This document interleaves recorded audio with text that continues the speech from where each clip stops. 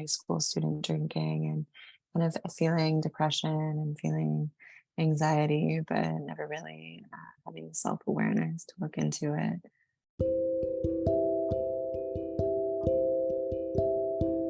Hello, and welcome to the Evolving with Jessica podcast.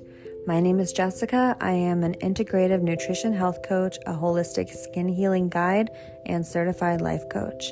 In this podcast, we cover topics such as holistic health and wellness, nutrition, and spirituality.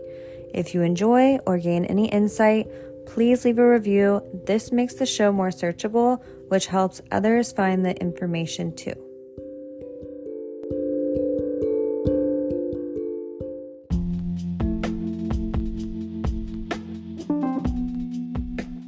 In this episode, I am joined by Tatiana Tomich. Her interest in holistic health led her to earning a graduate degree in health science, working alongside accredited physicians and MD, PhD researchers. Tatiana is an Ayurvedic counselor, yoga teacher, and Tantra facilitator. She has hosted workshops, retreats, and worked one-on-one with clients using Vedic science as a framework for holistic healing and self-realization. This is achieved by bringing together traditional kriyas, tantric polarity practices, yogic teachings, and a scientific background in biochemistry in order to facilitate the release of physical, emotional, and energetic blockages, helping those who are willing to practice gain access to greater life force energy and the full expression of their true nature. In this conversation, Tatiana shares her knowledge as well as her own personal story of healing and wellness, which involves several attempts of breaking free from prescription medication due to anxiety and depression. Through her journey, she was able to find better alternatives to cope rather than pharmaceuticals. With that said, I feel it's best to give a disclaimer to talk to your doctor or medical professional before stopping or altering any medications that you may be taking. The sponsor for today's episode is me. It's me, guys. I use my time and energy to facilitate these interviews to share with the world with the intention to help others on their path of healing, self-growth, and development.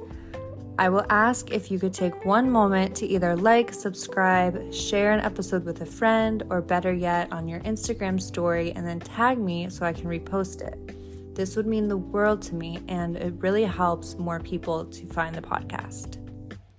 Enjoy this conversation with Tatiana.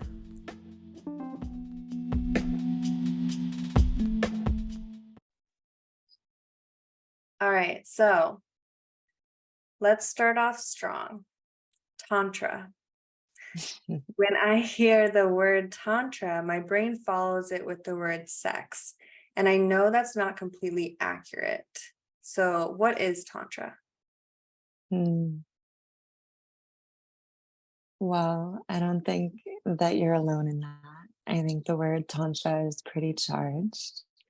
But the truth is, the word Tantra is this big umbrella word for basically practices that increase our awareness.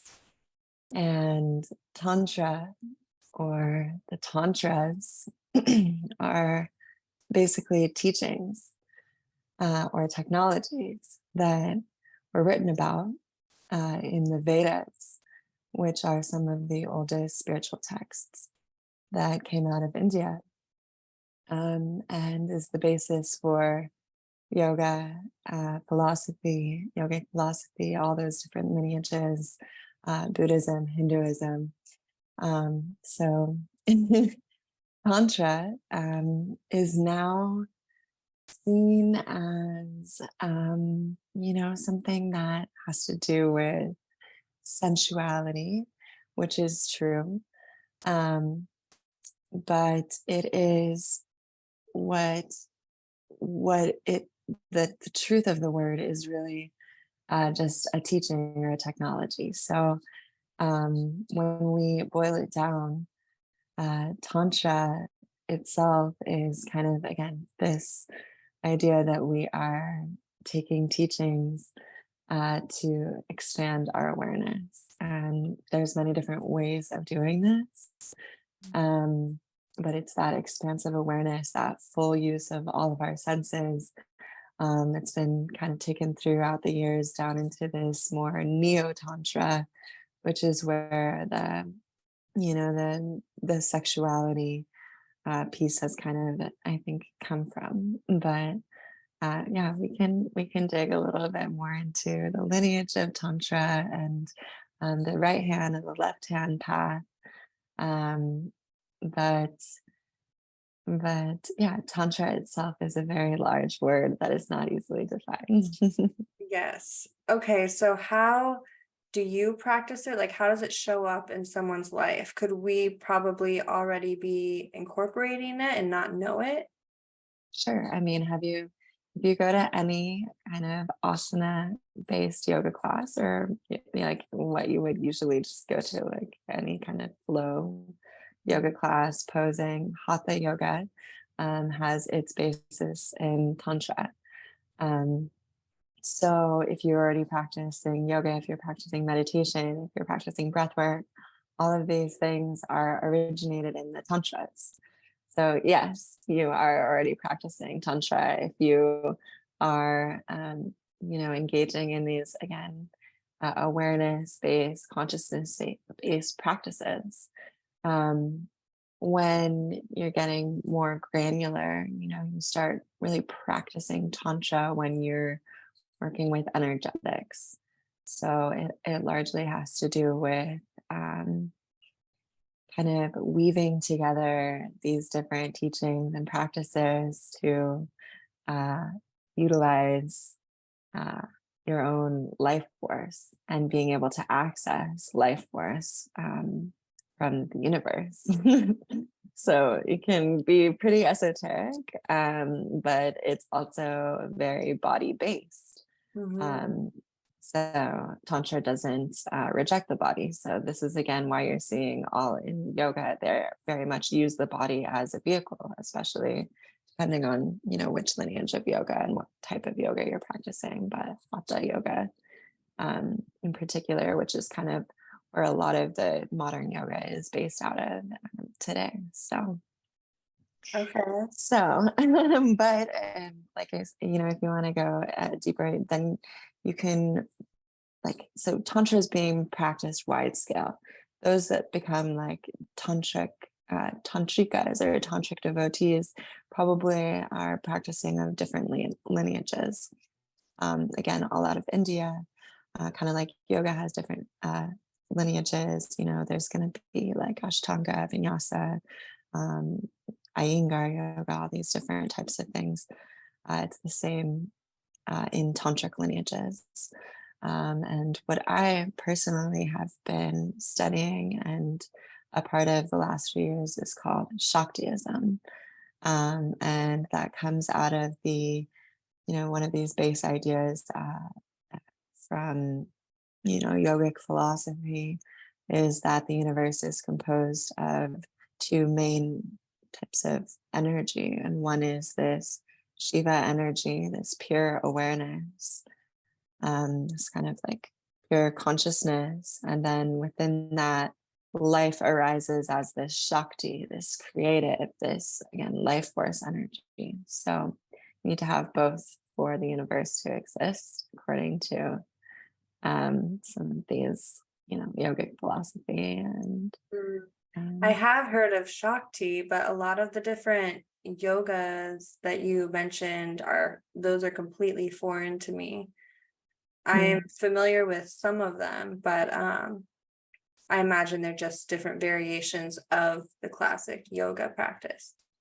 Yeah, so there's been like different ages of yoga. Like there's kind of, where we say it originated, and it's traditionally said that it kind of sprung from these rishis, these seers, and this knowledge came to them. And it's the same. It's the yoga, yogic philosophy, the 8 limbs of yoga, and all that was kind of translated later by different teachers. Um, And Pachabi Joyce is one of them. And then these different lineages that I was talking about are kind of, again, an evolution of each teacher taking it and then the lineages kind of sprouting off them. Like I mentioned BKS Iyengar, he's kind of like known as the father of Hatha yoga, bringing it to the States. Yogananda is another person who brought the self-realization fellowship. It's all different, like Yes. again, yeah. So I've been to the self-realization fellowship in Los Angeles. yeah, the Lake Shrine. There's Yeah. another one in Encinitas up in North County, San Diego. Is one of my favorite places to drop into. So I love it. So it's just like its own vortex. yeah, yeah. But just to kind of link it all back up, many spiritual traditions really reject the body, and I think that Tantra has this kind of reputation as being, sexual and of the senses because it is. Like, Mhm. it is teaching you how to heighten all of your senses. And like I mentioned, the right hand and the left hand path, like there was kind of this main division where the right hand practitioners are practicing really like what you would think of as kind of devout. So waking up early ashram style, silence, self-study, prayer, yoga asana, pranayama, breath work, meditation, a lot of meditation, karmic, selfless service, all of that type of thing. The left-hand path of Tantra kind of started to challenge. So, like, if all this is divine and the teachings are that everything is divine, like, can everything really be divine? So they're really testing the waters. This is left-hand Tantra. This is like they're doing what is known as sex magic. And like there's a lot of, lore and myth about them, bringing dead bodies back to life, like going into the taboo, like death is something that's very taboo. So Okay, for the listeners, when you say bring dead bodies back to life, what does this mean?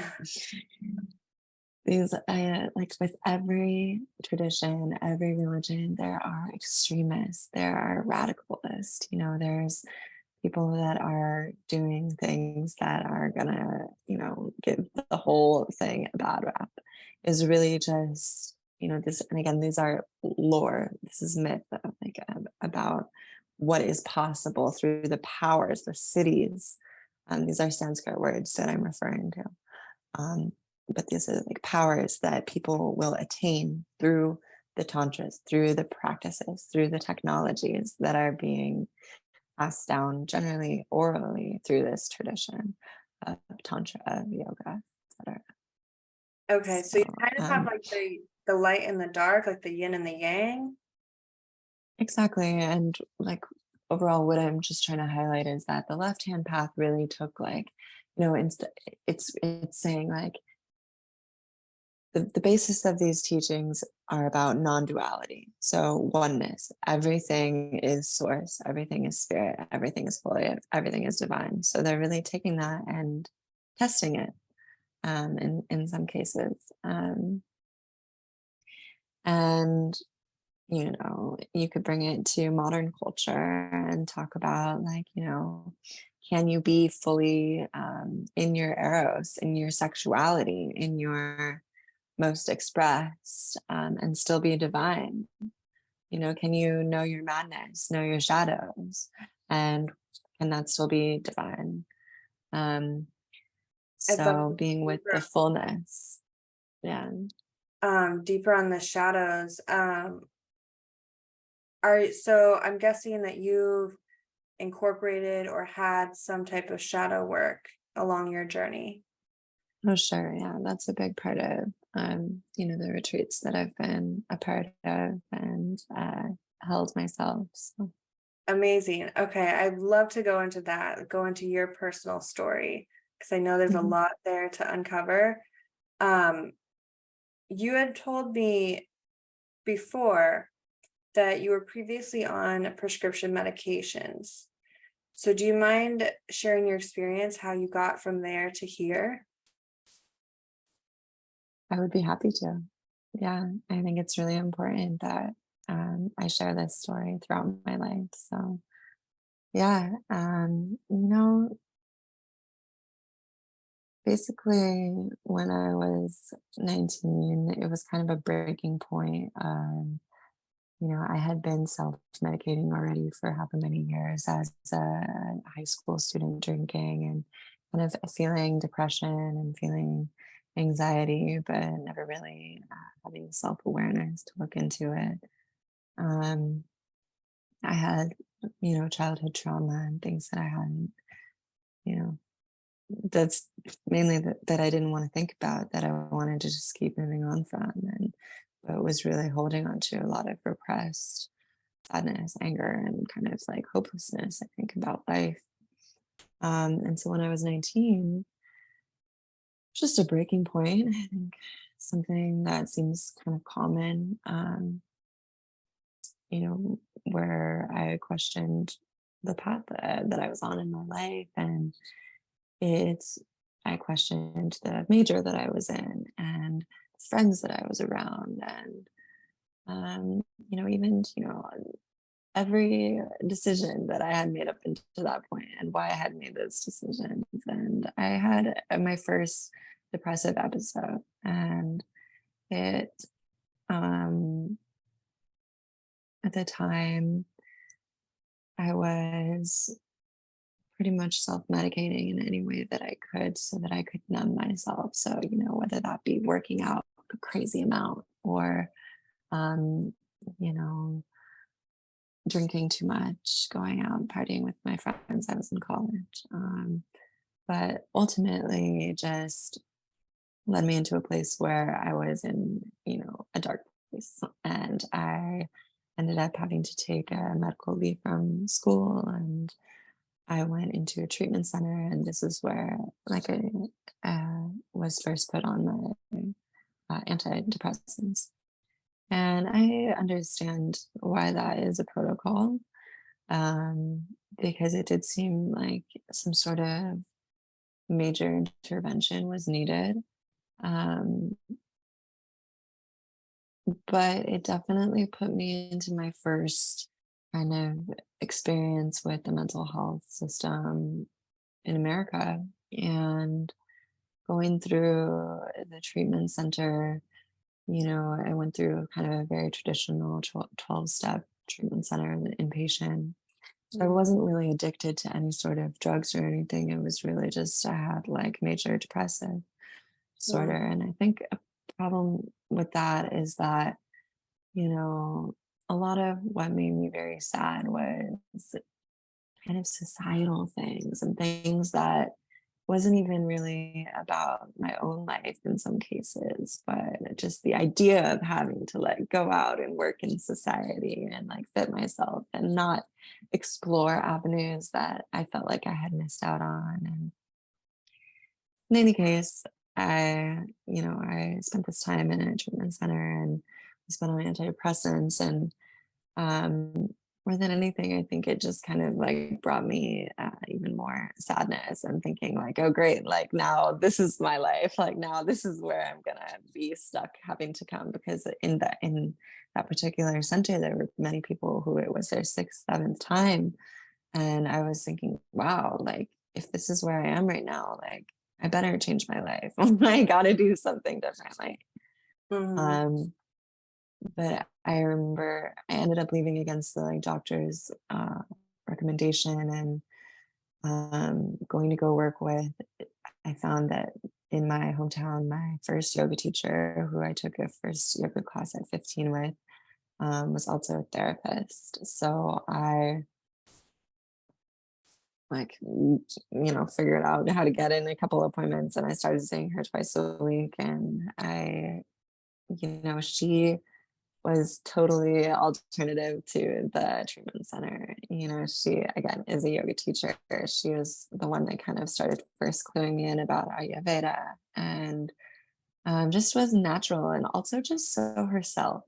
Like she, had maybe like some color in her hair. She would wear these wild outfits, and I just thought like, you can be grown and still like and be like this. Like this is beautiful. There was just something about her that I really like gave me hope, I guess. Mhm. Um, and yeah, and she has been remains a mentor to me and now a friend, and now has come to my yoga classes. And Mhm. yeah, so it's been a beautiful journey. But from there, I worked with her pretty intensively. And after that, I just started delving more into Ayurveda, holistic health. But I had already been put on antidepressants. So I tried to get off them multiple times. And every time it just felt hard. Like I would go through a period of like very serious withdrawal. And that went on for a few years. Like, even though I was learning more and more about holistic health and really incorporating kind of like, yogic philosophy and those principles, and then again, principles of Ayurveda and balancing and self healing. But I was still like on these antidepressants and still feeling kind of like dependent on something that was outside of myself. And I also didn't quite feel like myself for many years. Um, Just to clarify, and the antidepressants, that happened when you were 19 or after you were in the facility? It was all at the same time. Yeah, when I was Oh, okay. 19. Hmm. Okay. So you were on them for several years, off and on? Yeah.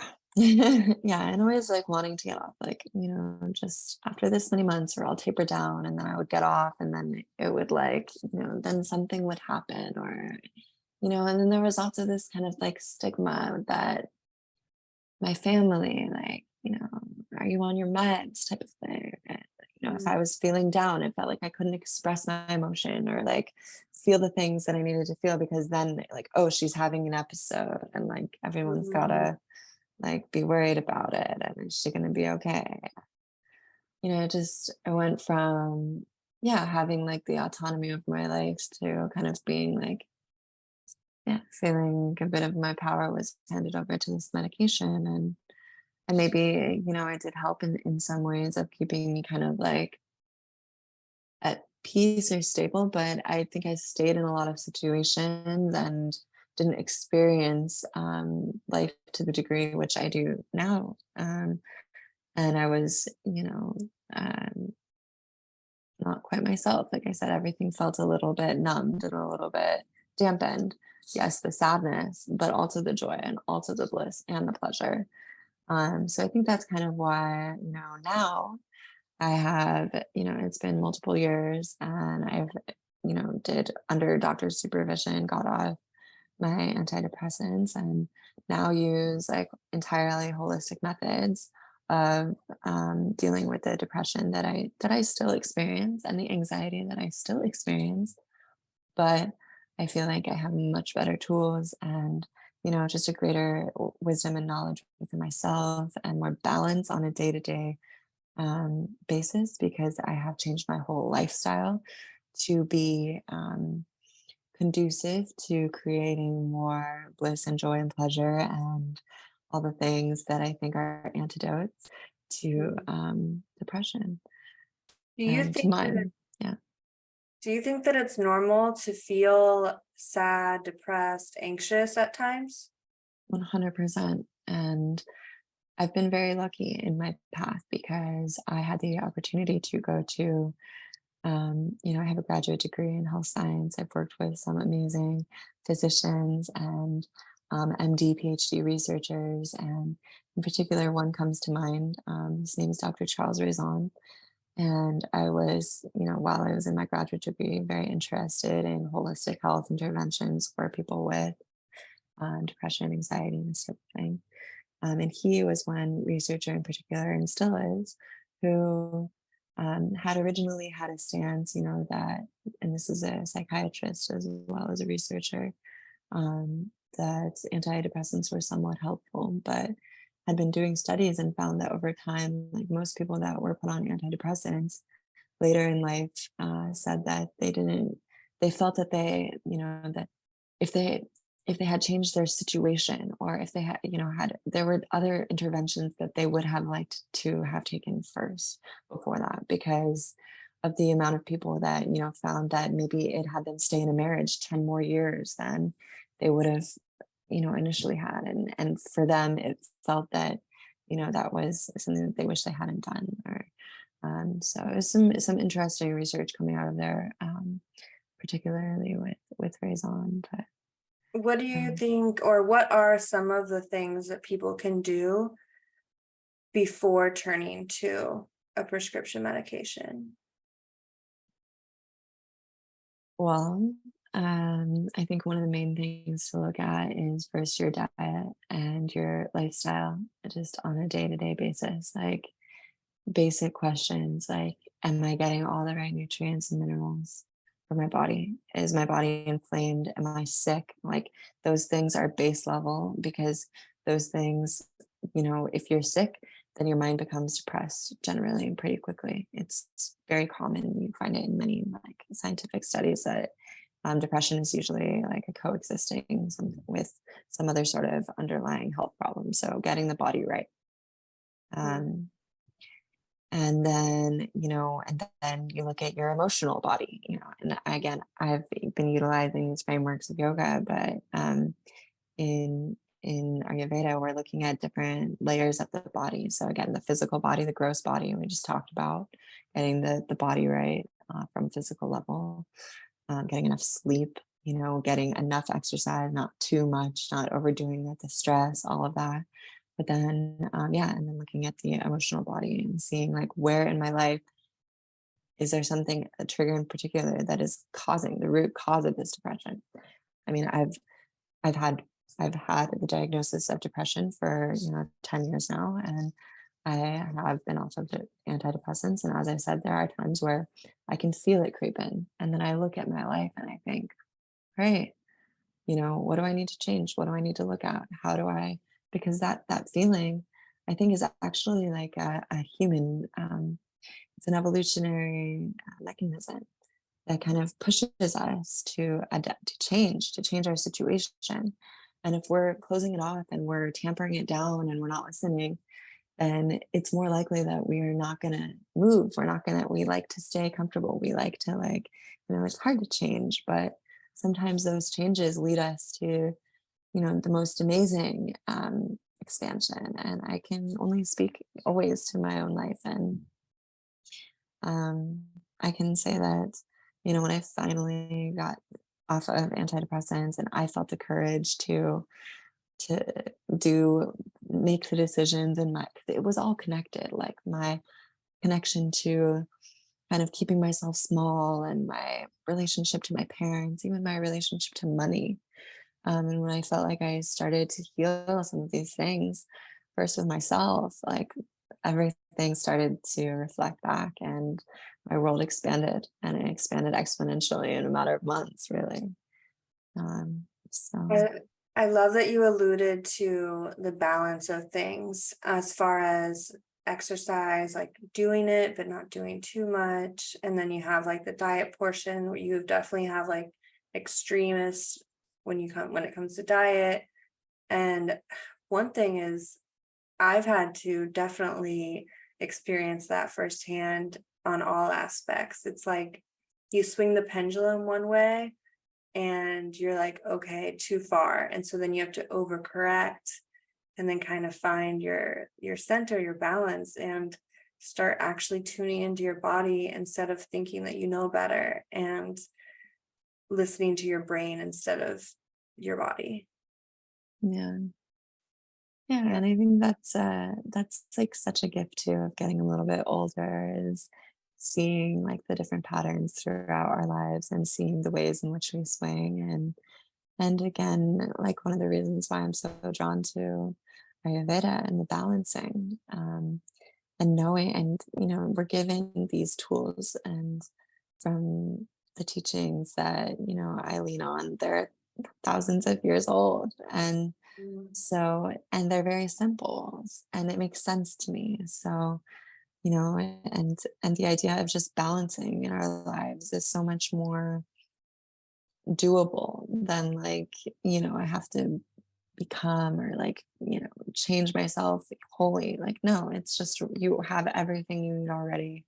You just need to become like more balanced so that you can have that like discernment of what is right for me and what is wrong. And yeah, I think it's important. And I think anybody who's a little bit older can look at, how when you're young, you're testing the waters and you're going to extremes. But as you get older, it becomes more tiring to go to radicals. And you kind Mhm. of start to feel like, okay, the middle path. And what is it that brings the most peace, the most equanimity? And um, yeah, and I think also people that, experience trauma or anything when they're young, where they're like really like, oh no, I need to like the peace is the way. That's a Mhm. good wake up call. There was Um, one piece of content that stood out to me. You said, "Your health is a mirror of your life. What does it reflect?" And I just really love that. I don't know if you want to speak on it. I just wanted to bring it to light because I really liked it. Thank you. Yeah. Yeah, I always say like a little a day goes a long way.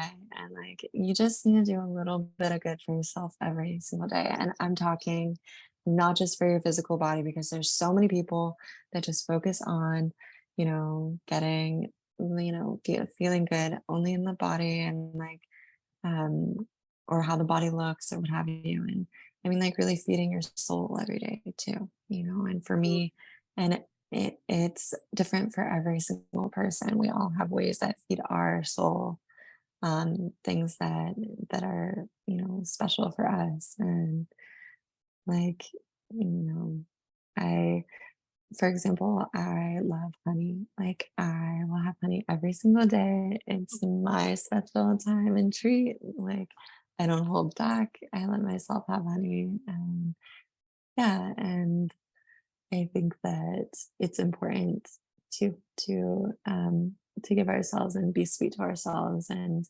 really just like again turning that idea of like we are our own medicine and we are ourselves, like we are our own best healer and we're going to know ourselves best, no one else. And how do you know yourself? You create that relationship. You create it by showing up in the morning to your meditation pillow, by doing your breath work, by eating, something that's really healthy and alive, all of these things. But also eating the chocolate cake too and Mhm. enjoying it and loving Yeah. yourself. Yeah, Yeah, because it's the guilt that hurts you more than the cake. Um, 100%. the honey, is it raw, organic, unfiltered? 100%. Yeah. And wherever I'm like, whenever I travel, I try to get like the local honey and I just eat like whatever is local and unpasteurized raw. Yeah. Oh, love it. It's so good. Yeah. It's Um, my gift to myself. good. Before we wrap up, is there anything else that you would like to share? Hmm.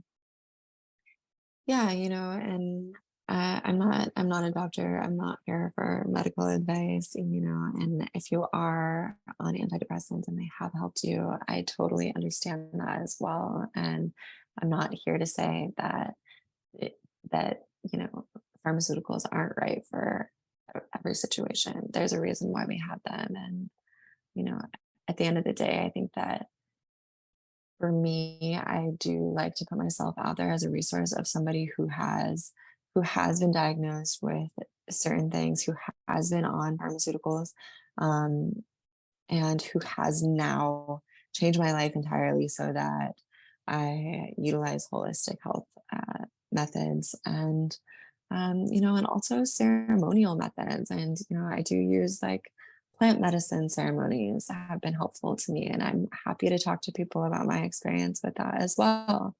Um, but ultimately, just opening myself up to the idea that, my healing and my health is is some of the most important. It's the most important thing, I think, for me to focus on in my life. But it's not just for me either, because I know that the more that I have found this lightness of being, and my friends and my family have witnessed it, it inspires. And that is kind of the ultimate prayer for me is that my healing may bring healing to all those around me. And I think that that goes for everybody and anybody who is seeking greater health, wellness, vitality, and clarity, and higher levels of consciousness. And that's what all of these practices, all of these teachings, all of these things that I speak about are really leading to, is just greater connection with ourselves and with each other. And yeah. Such a beautiful message. I have one more question for you, but before I ask you, where can people find you? Sure, yeah. The best place is at Tatiana Tantra on Instagram. I'm pretty responsive. And I have a link tree on there if you want to click on there at Calendly and all that. So Wonderful. And that will be in the description.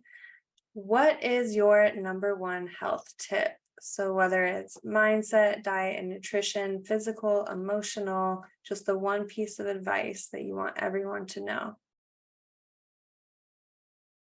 deep, full inhale through the nose, complete full exhale through the nose. Really calming, stimulates the parasympathetic nervous system, your rest and digest response. So anytime you forget, just remember, deep inhale through the nose, deep exhale through the nose. Very simple. And I bet everyone just took the deepest breath of the day. Well, thank Yeah. you so much for joining me, Tatiana. And I will speak to you soon. And I hope everyone enjoyed this episode. Please let us know your thoughts. You can tag us in your Instagram stories if you enjoyed it. And I look forward to connecting with you. Amazing, Jessica. Thank you so much for having me. Appreciate you. Appreciate what you're doing.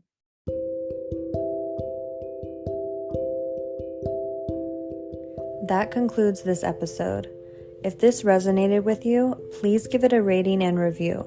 And if you have any questions, please feel free to reach out on Instagram. I would love to hear from you. Links are in the show notes. I sincerely thank you for your time and your presence.